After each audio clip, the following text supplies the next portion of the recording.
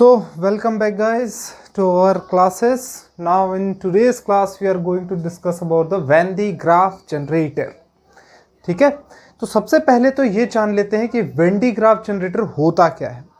तो when de Graaff generator एक machine है जिसकी हेल्प से हम एक हाई पोटेंशियल बनाते हैं। ठीक है, कितना हाई? तो 6 से 8 मिलियन वोल्ट तक का पोटेंशियल हम बिल्डअप कर सकते हैं इस मशीनरी की हेल्प से। ठीक है, अब इसका यूज कहाँ होता है? तो न्यूक्लियर फिजिक्स में इसका वास्ट यूज है। कैसे? तो देखिए, न्यूक्लियस के अंदर क्या चीजें हैं उसकी स्टडी करने के लिए हमको क्या करना पड़ता है, उस न्यूक्लियस को तोड़ना पड़ता है। ठीक है, तो किसी भी न्यूक्लियस के अंदर क्या है उसकी स्टडी करने के लिए हमको उसको ब्रेकअप करना पड़ता है, तोड़ना पड़ता है। तो उसके लिए हम क्या करते हैं, एक कोई फास्ट मूविंग न्यूट्रॉन या फिर कोई पार्टिकल जो है न्यूक्लियस की ओर हम मारते हैं, न्यूक्लियस क्या हो जाता है, टूट जाता है और उसके अंदर की हम स्टडी करते हैं। ठीक है, तो ये जो मूवमेंट ऑफ इलेक्ट्रॉन है या फिर कोई पार्टिकल है या कोई न्यूट्रॉन है, ये मैं अचीव करता हूं with the help of when de Graaff generator. ठीक है, तो हमने बात की कि वेन डिग्राफ जनरेटर क्या करता है, बहुत हाई पोटेंशियल बिल्डअप करता है। ठीक है, और हमारे पास फॉर्मूला है वर्क डन का या फिर एनर्जी का, क्या होता है Q into E, Q into V. ठीक है, और यही वर्क डन अगर मैं काइनेटिक एनर्जी के फॉर्म में कन्वर्ट कर दूं तो हाफ mv²। ठीक है, तो ये जो पोटेंशियल है जितना हाई होगा उस हाई पोटेंशियल की हेल्प से उतना ही ज्यादा मैं वेलोसिटी गेन कर सकता हूं या हाई समझ लीजिए मूवमेंट गेन कर सकता हूं किसी भी प्रोटॉन का, न्यूट्रॉन का या फिर किसी भी पार्टिकल का। ठीक है, तो सिंपल सा अगर एक स्टेटमेंट पूछा जाए कि what is Van de Graaff generator, so Van de Graaff generator is a machine which is used to build up high potential. ठीक है, ये इसका एक लाइन का डेफिनेशन आप बोल सकते हैं, तो यहां पे लिख देता हूं मैं, it is a machine which is used to build up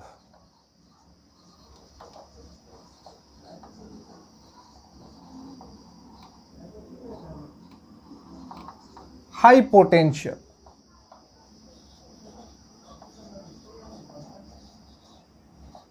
कितना हाई पोटेंशियल? तो ये 6 to 8 मिलियन वोल्ट्स, इतना हाई पोटेंशियल जो है मैं इस मशीनरी की हेल्प से बिल्डअप कर सकता हूं।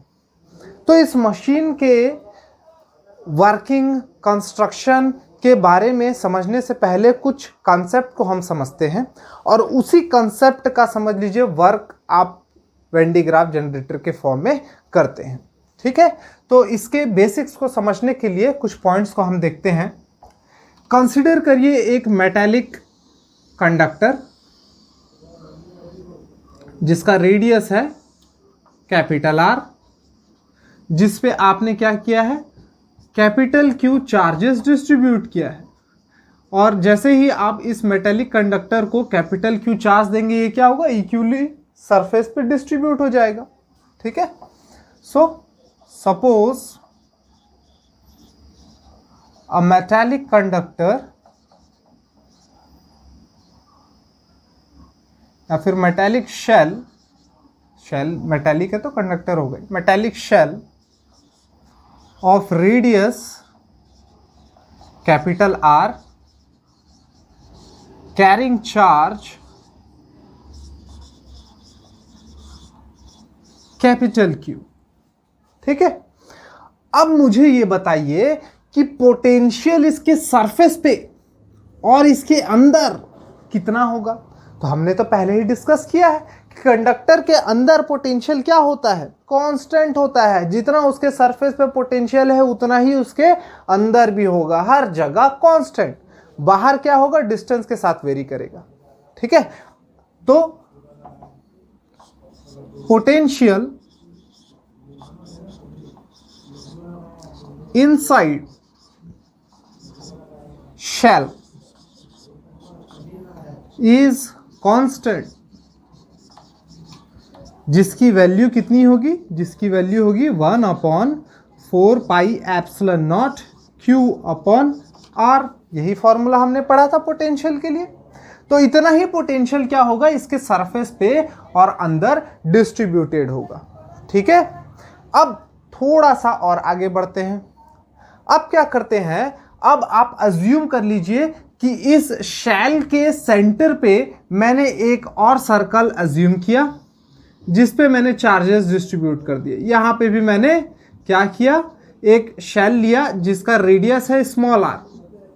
ठीक है, जिसका रेडियस क्या है, स्मॉल आर है, और इस पे मैंने चार्ज दे दिया स्मॉल क्यू। ठीक है, तो ये भी अजम्पशन लिख लेते हैं। Consider another shell of radius r having charge small q at the center of larger shell। Larger shell के सेंटर पे ये मैंने रखा हुआ है। ठीक है, क्लियर है। तो ऊपर का आपने लिख लिया होगा, मिटा दे इसे। चलिए ठीक है।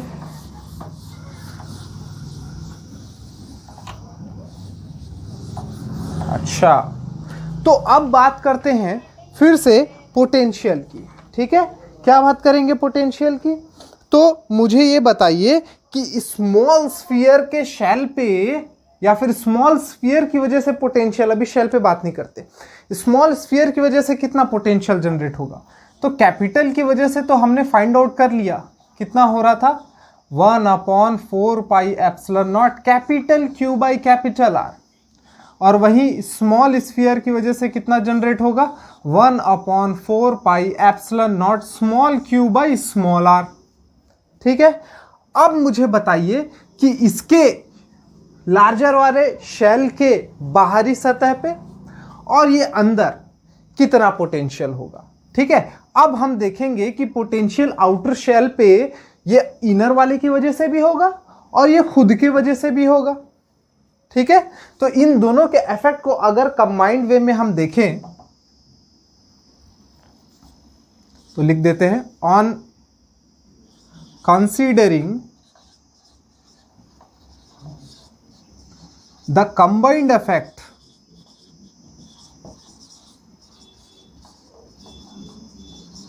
of both shells। ठीक है, तो बताइए पोटेंशियल एट कैपिटल आर यानी कि इसके सरफेस पे कितना हो जाएगा।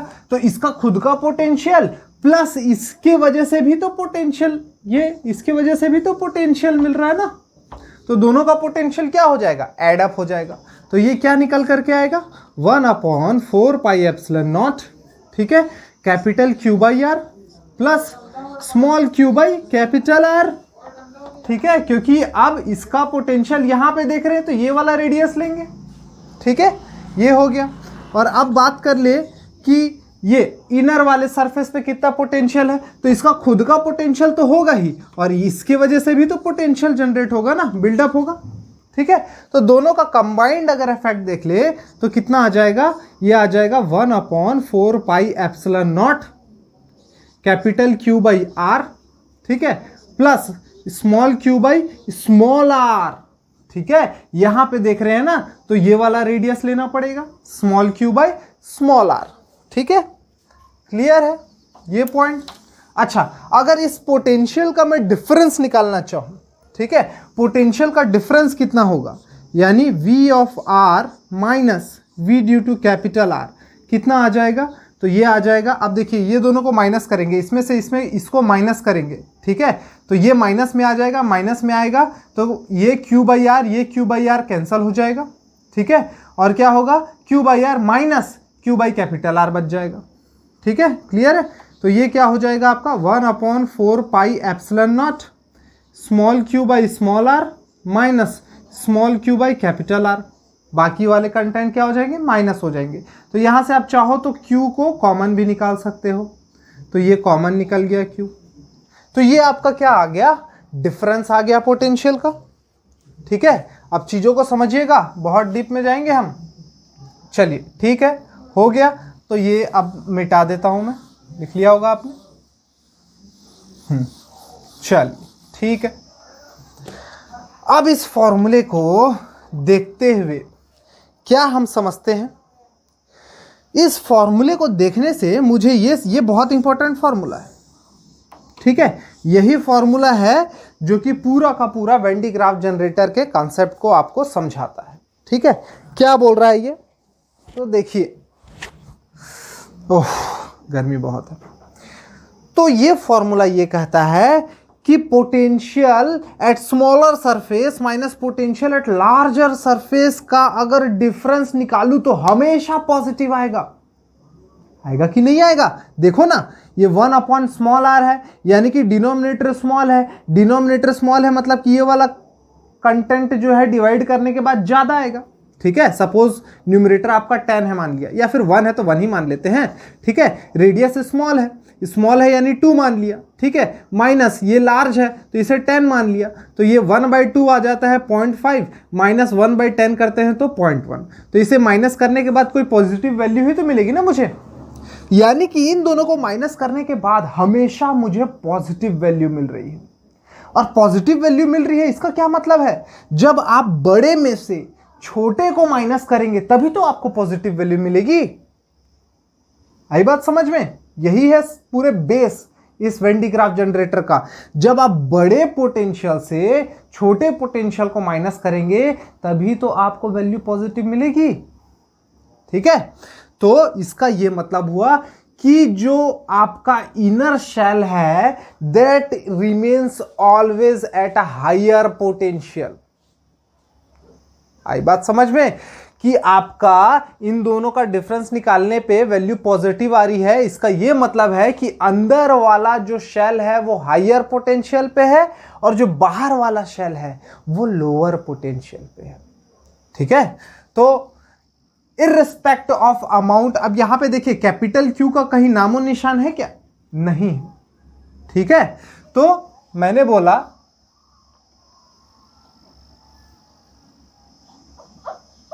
irrespect of amount of capital Q on larger shell,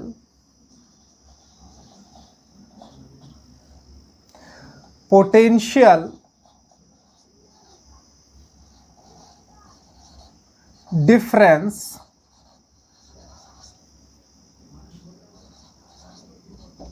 is positive,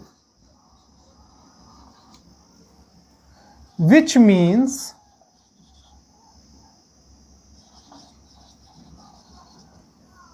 inner shell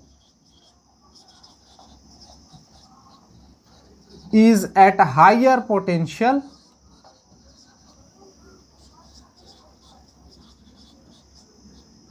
in comparison to outer shell.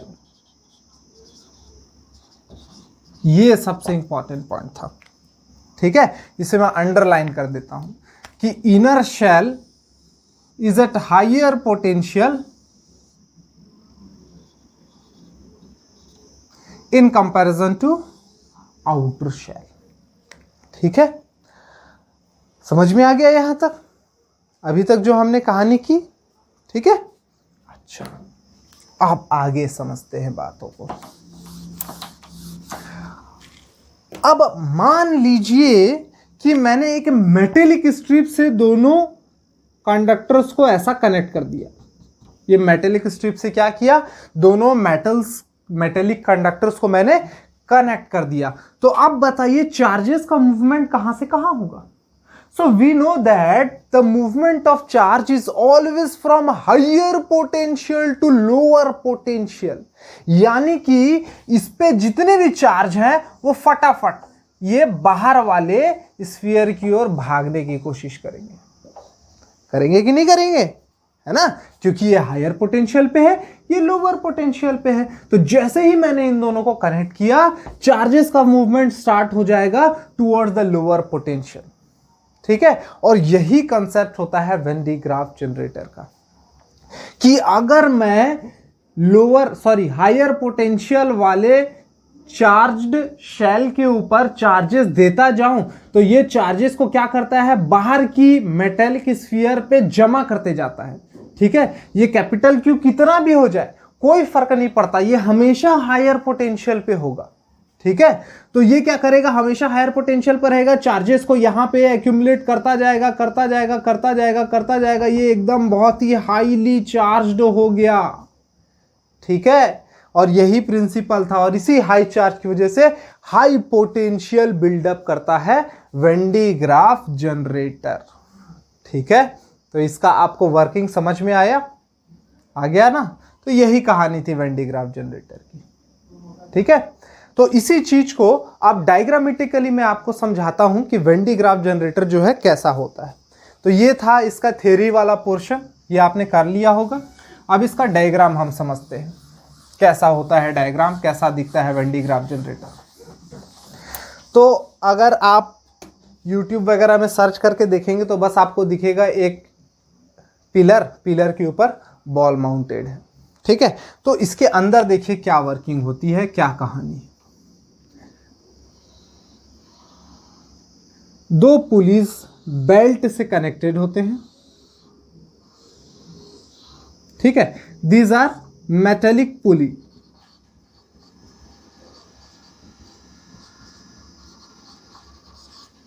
This is also metallic pulley.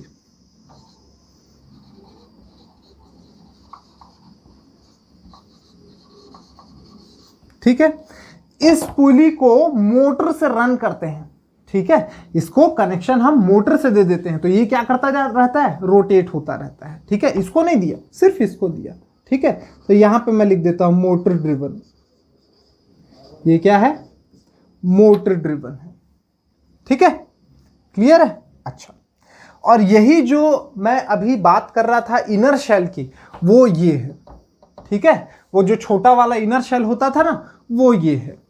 ठीक है, अच्छा, अब क्या करते हैं, अब करते ये है कि इस इनर शेल के ऊपर एक आउटर शेल होता है। ये हो गया आउटर शेल, थोड़ा अच्छे से बना लेते हैं, symmetry is important. So this is our outer shell.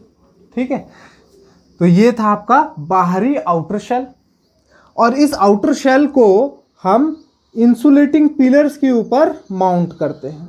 तो ये मैंने एक इंसुलेटिंग पिलर लगा दिया। ठीक है, what is this, this is our insulating pillar. This is what, metallic sphere.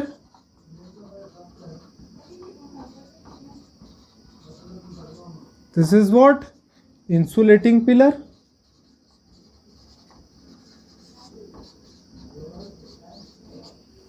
ठीक है, और ये क्या है, ये बेल्ट है, ये इंसुलेटिंग बेल्ट है।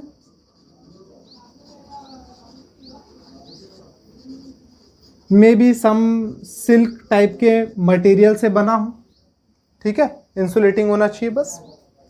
और इसको मैंने क्या किया, मेटालिक स्टैंड पे रख दिया, ऐसा ग्राउंड करने के लिए। या ऐसा मैंने इसे स्टैंड अप करके ग्राउंड कर दिया। ठीक है, अब क्या करता हूँ, किसी मेटेलिक कॉम की हेल्प से मैं यहाँ से चार्जेस जो है सप्लाई करता हूँ। ठीक है, ये क्या है, मेटालिक कॉम कह सकते हैं, which provided charge to this spheres. ठीक है, तो मैंने क्या बोला आपको कि मेटालिक कॉम या फिर मेटालिक ब्रश बोल लीजिए, ये एक मेटालिक ब्रश है जो कि चार्जेस को इस स्फीयर को दे रहा है। ठीक है, अब ये क्या हो रहा है, ये मोटर से कनेक्टेड है, ये घूम रहा है, ये घूम रहा है, तो क्या होगा, ये बेल्ट ऊपर की ओर जा रहा है, और ऐसा घूम करके ये फिर वापस, ये ऐसा घूम करके ये वापस बेल्ट नीचे आ रहा है। तो यहाँ पे जो चार्जेस हैं वो चार्जेस क्या हो गए, ये ऐसा बेल्ट की हेल्प से ऊपर की ओर आ रहे हैं। ये ऐसा आ गया, ठीक है। और मैंने क्या किया, इस आउटर वाले शेल को कनेक्ट कर दिया इस इनर वाले शेल से किसी मेटेलिक स्ट्रिप से, ठीक है। यही हमने अभी तक थ्योरी में देखा था, ठीक है। तो मैंने क्या बोला कि किसी मेटेलिक ब्रश से, ये क्या है आपका मेटल ब्रश है, मेटल ब्रश से मैंने आउटर स्फीयर को इनर स्फीयर से कनेक्ट कर दिया। तो यहां पे जितने भी चार्जेस थे वो क्या हो जाएंगे, अब आउटर शेल पे एक्यूमुलेट होने लगेंगे। तो ये सारे के सारे आउटर शेल पे चार्जेस क्या हो गए, एक्यूमुलेट होने लगे। ये जब तक चार्ज देता रहेगा, ये चार्ज आउटर शेल को सप्लाई होता रहेगा, होता रहेगा, होता रहेगा, होता रहेगा। कब तक होता रहेगा, जब तक कि रीजन का ब्रेक डाउन ना हो जाए, ठीक है। तो तब तक ये चार्ज क्या करता रहेगा, सप्लाई करता रहेगा। कब तक, अनलेस ब्रेक डाउन फील्ड।